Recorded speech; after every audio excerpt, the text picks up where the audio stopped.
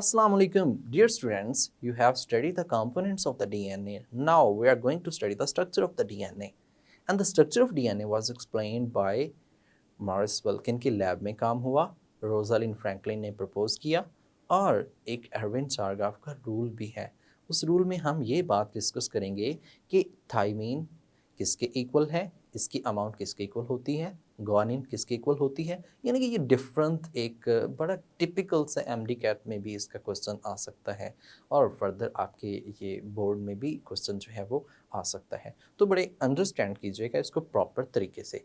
यानी कि हमने इसमें पढ़ना ये है कि ये एरविन चारगाफ का रोल क्या है और उसके बाद एक्सरे डिफ्रैक्शन मॉडल यानी कि डीएनए जो है ये कैसा बना हुआ है, इसका डायमीटर कितना है और इसके अंदर जो टर्न्स होते हैं यानी कि हेलिकल टर्न जो है वो किस तरह से है और इसमें माइनर ग्रूव कहाँ पे है, मेजर ग्रूव कहाँ पे है और एक नाइट्रोजनस बेस से दूसरी नाइट्रोजनस बेस तक का डिस्टेंस किस तरह से है। तो चलते हैं लाइट बोर्ड की तरफ। Dear students, we are going to discuss chemical structure of DNA. इसके अंदर एक साइंटिस्ट है एरविन चारगाफ, उसने एक स्पेसिफिक ऑब्जर्वेशंस दी और उसकी ऑब्जर्वेशंस बिल्कुल ठीक थी। इसी के साथ साथ एक साइंटिस्ट है रोजालिन फ्रैंकलिन। ये जो रोजालिन फ्रैंकलिन जो है इसने क्या किया, एक एक्स-रे डिफ्रैक्शन मॉडल जो है वो प्रपोज किया। ये जो एक्स-रे डिफ्रैक्शन मॉडल है इसको हम एक्सप्लेन करेंगे।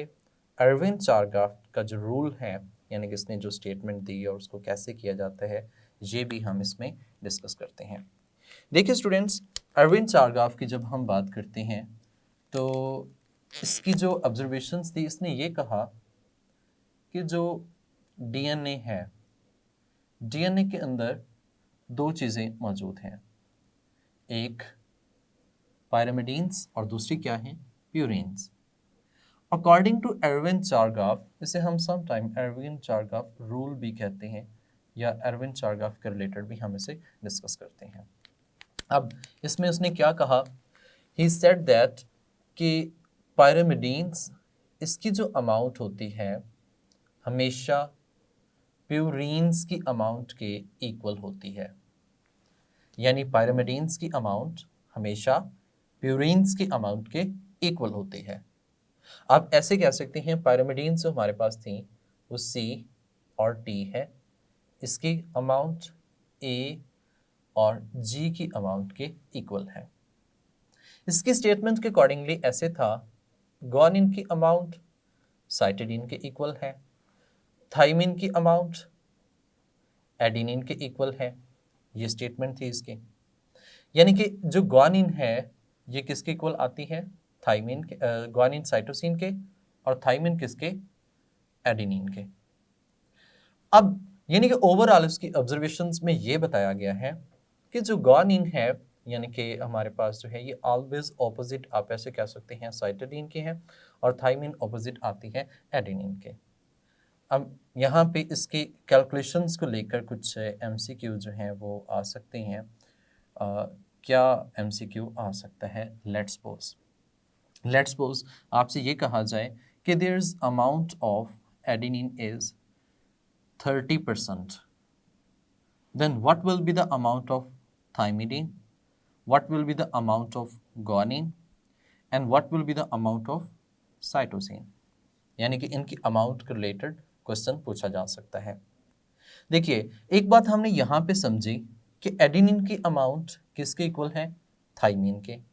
तो same as it is adenine अगर 30% है तो थाइमिन भी कितने परसेंट होगी, 30% होगी। तो ये एक बात हमें समझ आ गई कि अगर एडेनिन 30% है तो इसकी अमाउंट किसकी इक्वल होती है, थाइमिन की। तो थाइमिन भी कितने परसेंट होगी, 30% होगी। टोटल 100% है, तो अगर एडेनिन और थाइमिन 30% है तो बाकी कितने रह गया, 40%। क्योंकि अगर हम एडेनिन और थाइमिन की अमाउंट को कलेक्ट करें तो टोटल हमारे पास कितने परसेंट बनता है, 60%।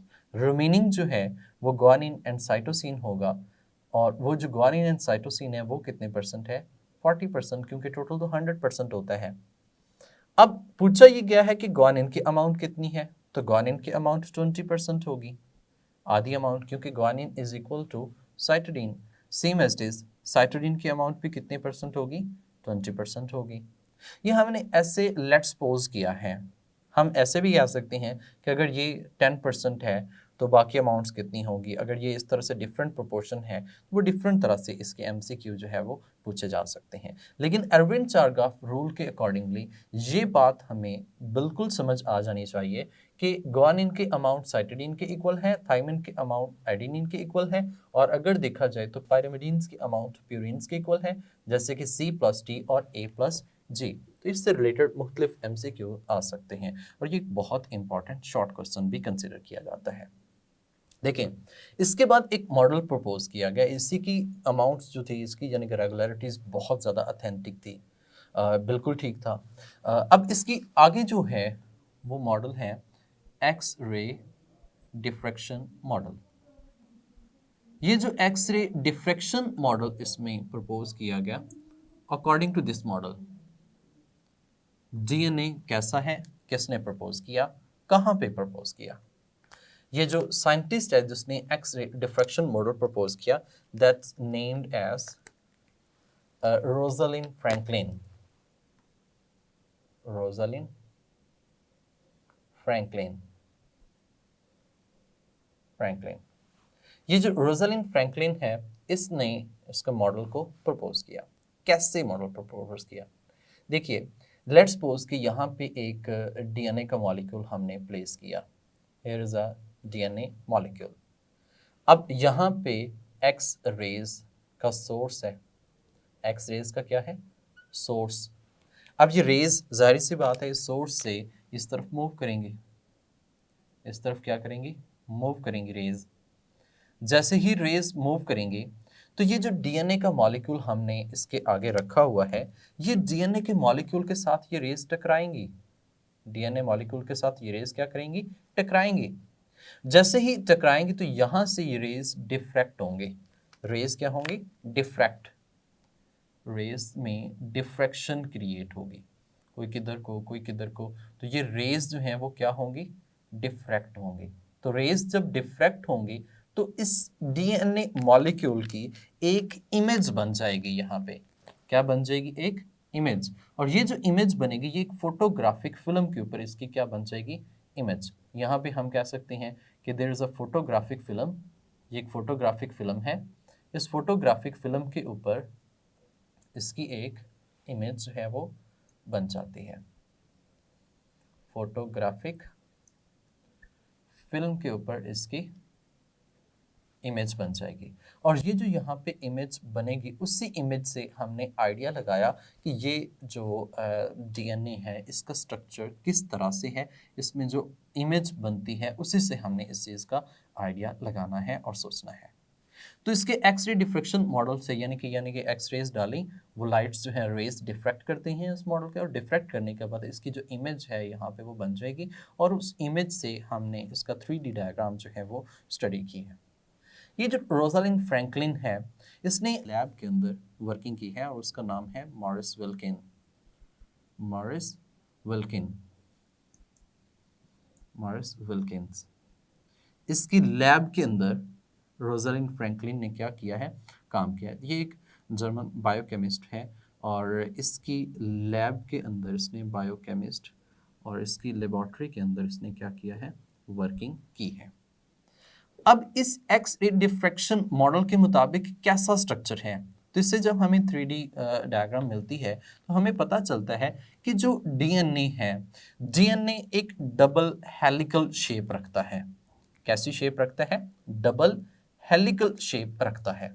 अगर हम इसकी डायग्राम बनाएं तो ये इस तरह से हम इसकी डायग्राम जो है वो बना सकते हैं।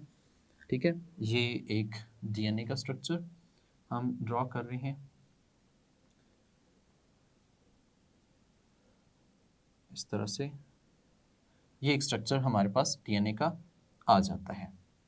तो ये जो स्ट्रक्चर हमने डीएनए का डिस्कस किया है, इसका एक स्ट्रैंड जो है वो 3 प्राइम होगा, दूसरा स्ट्रैंड जो है वो कौन सा होगा, 5 प्राइम टू 3 प्राइम है। यानी कि ये एक दूसरे के एंटी पैरेलल स्ट्रैंड जो हैं वो यहाँ पे हम काउंट कर रहे होते हैं, एंटी पैरेलल। देखिए स्टूडेंट्स, ये जो डीएनए का स्ट्रक्चर बना है इस डीएनए के स्ट्रक्चर में कुछ मेजरमेंट्स उसने बताई हैं। सबसे पहले तो ये है कि इसका जो डायामीटर है यानी कि वो 2 नैनोमीटर है। इसका जो डायामीटर है वो कैसा है, 2 नैनोमीटर। और ये diameter overall through out the DNA कैसा होता है, कांस्टेंट होता है, इसमें कोई चेंज नहीं आता। यानी कि स्टार्ट से लेकर ये एंड तक डायमीटर कैसा रहेगा, सेम रहेगा, उसमें कोई चेंज नहीं आएगा। अब ये जो डायमीटर हमने इस तरह से चेंज किया है, इसके अंदर नाइट्रोजनस बेसिस मौजूद होती हैं। लेट्स सपोज यहाँ पे हम नाइट्रोजनस बेसिस को डिस्कस करते हैं। ये जो नाइट्रोजनस बेसिस यहाँ पे मौजूद हैं, लेट्स सपोज यहाँ पे 1 2 3 इस तरह से मुख्तलिफ तरह से ये एग्जिस्ट कर रही होती हैं। ये नाइट्रोजनस बेसिस इसमें मौजूद हैं, नाइट्रोजनस बेसिस इसमें एग्जिस्ट कर रही हैं।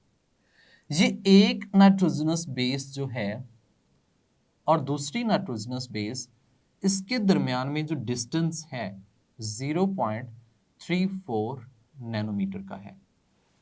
The distance between two pairs of nitrogenous base, यानी कि हमने ये कहा ये जो है ये डिस्टेंस है, distance between two nitrogenous pairs या two base pairs, two base pairs वो कितना है, 0.34 नैनोमीटर होता है। जबकि बात ये की जाए कि इसमें जो डिप्रेशंस बने हुए हैं लाइक दिस वन, यहाँ पे ये एक छोटा सा ग्रूव बना हुआ है, दिस वन इस तरह से, ये एक बड़ा ग्रूव जो है वो बना हुआ है। ये जो छोटा ग्रूव है इसको हम माइनर ग्रूव के नाम से मेंशन करते हैं, माइनर ग्रूव। ये जो बड़ा ग्रूव बना हुआ है इसको हमने मेजर ग्रूव के नाम से मेंशन किया। यानी कि एक माइनर ग्रूव है और दूसरा जो डिप्रेशन सा बना हुआ है ये कौन सा है, मेजर ग्रूव है। माइनर और मेजर मिलकर वन टर्न बनाते हैं। यानी कि यहाँ पे अगर ये बात की जाए, एक माइनर ग्रूव और दूसरा मेजर ग्रूव, यहाँ तक ये एक टर्न बनाते हैं, that will make one turn. जब ये वन टर्न बनेगा, इससे वन टर्न, वन मेजर और वन माइनर ग्रूव, तो ये जो वन टर्न है इसका जो डिस्टेंस होता है ये 3.4 नैनोमीटर तक होता है। यानी कि अगर हम बात करें इस डीएनए की, तो इस डीएनए में जो एक माइनर और मेजर मिलकर उन्होंने बनाया एक वन टर्न, और वन टर्न जो है ये 3.4 नैनोमीटर तक एग्जिस्ट करता है। और ये जो शेप इसकी बनी है, ये शेप इसकी डबल हेलिक्स शेप होती है, डबल हेलिकल भी कह सकते हैं, डबल हेलिक्स शेप भी कह सकते हैं। डबल हेलिकल या डबल स्ट्रैंडेड हेलिकल शेप जो है वो इसकी मौजूद है, तो हम इसे डबल स्ट्रैंडेड हेलिकल शेप भी कह सकते हैं जो हमारे पास डीएनए की मौजूद है। तो स्टूडेंट इस मॉडल के अकॉर्डिंगली, यानी कि जो एक्सरे डिफ्रैक्शन मॉडल है उसके अकॉर्डिंगली ये डीएनए इसी तरह से एग्जिस्ट करता है।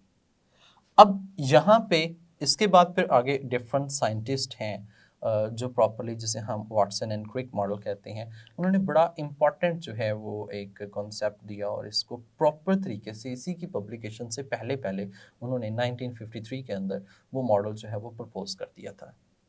अब इसमें एमसीक्यूज और शॉर्ट क्वेश्चंस क्या बन सकते हैं, लेट्स सपोज यहाँ पे एरविन चारगाफ रूल, ये एक शॉर्ट क्वेश्चन भी है, और इसमें फर्दर जो हमने कहा पायरिमिडीन्स, प्यूरिन्स और उनकी अमाउंट है और उनकी नंबरिंग है, ये एक एमसीक्यू भी बन सकता है और फर्दर ये शॉर्ट क्वेश्चन भी हो सकता है। सेम एज इट इज़ बात करें एक्सरे डिफ्रैक्शन मॉडल की, तो एक्सरे डिफ्रैक्शन मॉडल के किसने प्रपोज किया, रोजालिंड फ्रैंकलिन, और फिर किसकी लैब में प्रपोज किया, मॉरिस विल्किंस के लैब में प्रपोज किया। और इसकी बात करें तो ये एक्सरे डिफ्रैक्शन मॉडल में कौन सी रेज यूटिलाइज की गई, एक्स रेज यूटिलाइज की गई, और ये जो है इसमें कैसा जो इसका इमेज थी वो कहाँ पे उसने ली, ये भी पूछा जा सकता है। और ये है कि इसमें ये इसकी वैल्यूज़ जो हैं लाइक दैट, यहाँ पे ये वैल्यू कि इसका डायमीटर कैसा है, कितना होता है, और इसके मेजर ग्रूव, माइनर ग्रूव, इनमें वन टर्न बनता है, तो वन टर्न का डिस्टेंस जो है वो कितना है, टू बेस पेयर जो हैं इनके अंदर डिस्टेंस कितना होता है, और इसकी शेप किस तरह से है। वन मोर इम्पॉर्टेंट कि इसका डायमीटर जो है वो कांस्टेंट कैसे रहता है। इसके डायमीटर कांस्टेंट रहने की खास वजह ये होती है कि हमेशा गोनोसिन जो है ये ऑपोजिट आती है किसके, साइटोसिन के साथ। अब ये ऐसे भी हम ऐसे कह सकते हैं कि जो ग्वानिन है इसके 3 हाइड्रोजन बॉन्ड्स होते हैं किसके साथ, साइटिडीन के साथ। Same as it is thymine जो है इसके 2 हाइड्रोजन बॉन्ड होते हैं किसके साथ, एडेनिन के साथ। तो यहाँ पे जो इसका डायमीटर कांस्टेंट रहने की वजह है वो ये है कि एक साइड पर ऑलवेज जो आएगा वो क्या आ रही है, प्यूरीन्स, और उसके बिल्कुल ऑपोजिट साइड पे जो आ रही है वो क्या आ रही है, पायरिमिडीन्स आ रही है। तो आप ये बात जानते हैं पायरिमिडीन जो है वो लार्ज साइज की है और प्यूरीन जो है वो स्मॉल साइज की है। तो इस डीएनए की बात करें, अगर इधर एडेनिन है तो इधर ऑलवेज थाइमीन होगी, और इधर अगर ग्वानिन है तो इधर ऑलवेज क्या होगी, साइटोसिन है। तो ये एक साइड पर क्या आएगा, प्यूरीन, और दूसरी साइड उसके बिल्कुल ऑपोजिट साइड पे जो आएंगे वो कौन सी होती है, साइटिडीन। तो ये हमेशा इस तरह से एक प्यूरीन पायरिमिडीन्स आती जाएंगी और इसका डीएनए का स्ट्रक्चर जो है ओवरऑल हमेशा कांस्टेंट रहता है। डियर स्टूडेंट्स, उम्मीद करता हूँ कि आप लेक्चर को बहुत इंटरेस्टिंगली सुना होगा, आपको समझ आई होगी, और इसमें जो एमसीक्यूज दिए गए हैं उनको प्रॉपर तरीके से समझेंगे, और स्पेशली जो वैल्यूज़ दी गई हैं यानी कि उसके डायमीटर से रिलेटेड, उसके टर्न का साइज़ और उसके जो डिफरेंट बेसिस के दरमियान में डिस्टेंस होता है, इन तमाम को एमसीक्यू पॉइंट ऑफ व्यू से बहुत अच्छी तरह से मेमोराइज करना है। एक बात और, शॉर्ट क्वेश्चन के लिहाज से देखा जाए तो एक्सरे डिफ्रैक्शन मॉडल बहुत दफ़ा पास पेपर्स में भी आ चुका है, तो ये भी एक अहमियत का हामिल है। Same as it is Erwin Chargaff का रूल, ये भी एक अहमियत का हामिल है। लेकिन एक बात याद रखिएगा, जब लॉन्ग क्वेश्चन आता है ना, chemical nature of the DNA, तो उसमें आपने कंप्लीट लिखना होगा, यानी कि उसकी हेडिंग्स मैनी पॉइंट्स बताऊं मैं आपको। तो सबसे पहले आपने इंट्रोडक्शन दिया, कैसे डिस्कवर हुआ, यानी कि वो जो फ्रेडरिक मिशर ने किया था और उसको न्यूक्लिक एसिड का नाम दिया था। उसके बाद फिर पी.ए. व्लेवेनी ने इसके स्ट्रक्चर्स को एक्सप्लेन किया, कब किया और किस तरह से उसके स्ट्रक्चर्स, कंपोनेंट्स कौन से हैं, उसमें ये nitrogenous bases, ribose sugar, phosphate group, इनके मुतालिक बताएंगे। और ये तमाम फॉस्फोडाइस्टर बॉन्ड और ये सब कुछ न्यूक्लियोटाइड्स और कैसे लिंक होते हैं ये भी बताएंगे। और उसके बाद फिर एरविन चारगाफ का रूल, और एरविन चारगाफ के रूल के बाद एक्स-रे डिफ्रैक्शन मॉडल, ये भी आप लिखेंगे। ये as a complete chemical nature of DNA एक लॉन्ग क्वेश्चन हो सकता है जिसमें आपने तमाम कंपोनेंट्स को डिस्कस करना है।